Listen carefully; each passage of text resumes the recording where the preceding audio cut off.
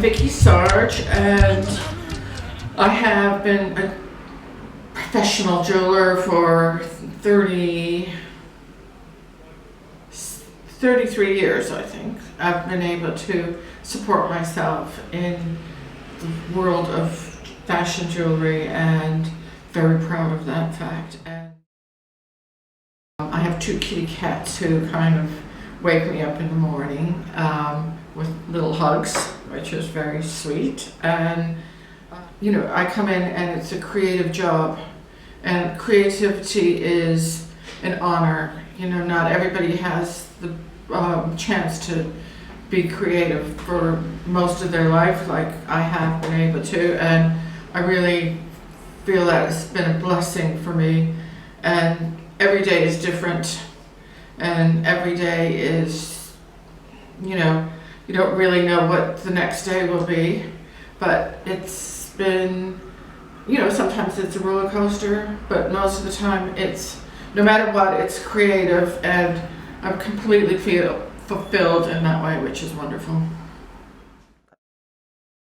The 90s was probably the biggest time for me, because there weren't the companies, Dior and, you know, all the French companies, and I worked with most of them in the 90s, but they didn't have in-house jewelry people at that time. So we were making jewelry for a lot of runway shows and working with some of the best designers in the world, and you know, fashion's completely changed, and that no longer is the case. So, but what used to be, you know, probably 40% of my business is whittled down to just a small amount, but still, I'm very proud. We worked with Mimi Wade this last season, and Mimi's got a very strong idea about, she does kind of Hollywood glam, you know, for London.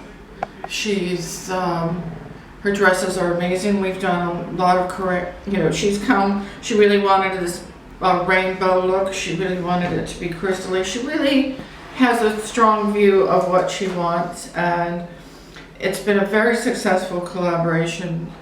So that's kind of really fun. So it's all kind of under her name. I think it's Vicki Sarge for Mimi Wade.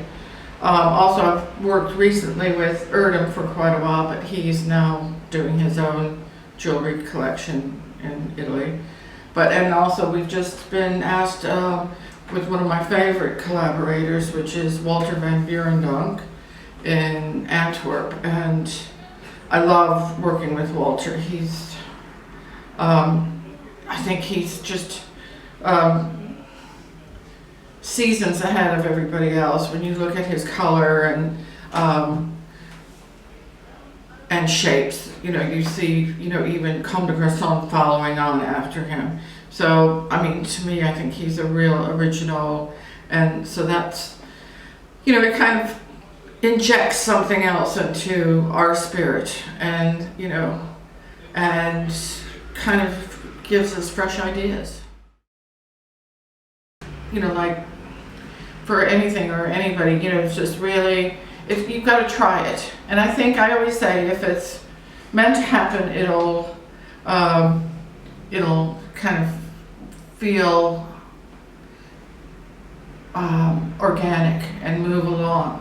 Whereas if you feel like you're just walking uphill all the time, then something's wrong. You've got to change it, and it's listening to your instinct. So that's all things I've learned along the way, and hopefully, you know, I've learned lessons and move forward. So the most outrageous professional moment was kind of like packing up New York and moving to London. And I came over here we started the Erickson Beamon business in 1983, and I moved to London in 1985. And I think I came over here and became friends with a lot of, just, you know, John Galliano and that whole kind of slew. It was like taboo times, and, you know, I was really kind of enjoying myself. Times, I think, when we were working on John Galliano's show, and it was the first time he was doing Dior, and I took my daughter with me to Paris, and she was about 7 or so, 7, 8, and we stayed up all night, and they kind of wanted more on the necklace. It was a big one of those, big choker long necklaces, and my daughter, who was 7, kind of stayed up with me all night making the necklace with me. So that kind of thing, those are memories that, will stay with you forever. I am working on a project. I went to Afghanistan and I did, helped this charity called Turquoise Mountain, which is a Princess Trust charity, and it's a lot of NGOs, and but it was to try to reintroduce craft to kind of war-torn land. So it was like getting young people back enthusiastic about, traditions that were disappearing. So that school has been very successful. So they're working in Burma with craftspeople, and I am on a project which is to open up workshops for making. There'll be all women workshops, so if women need to work, we're trying to offer a place and where they'll be able to make a profession for themselves. And I've designed a jewelry collection, and we're just going to start. We just interviewed like 100 women last week, for the placements, and kind of just, I absolutely love it. I'm very, very proud of, the work I'm doing. I think it's going to be significant, and I think you have to, in the now and the here and now, you can't just do one thing, you have to do something. I think everybody's got to do something to help the world in some way, and that's my, contribution.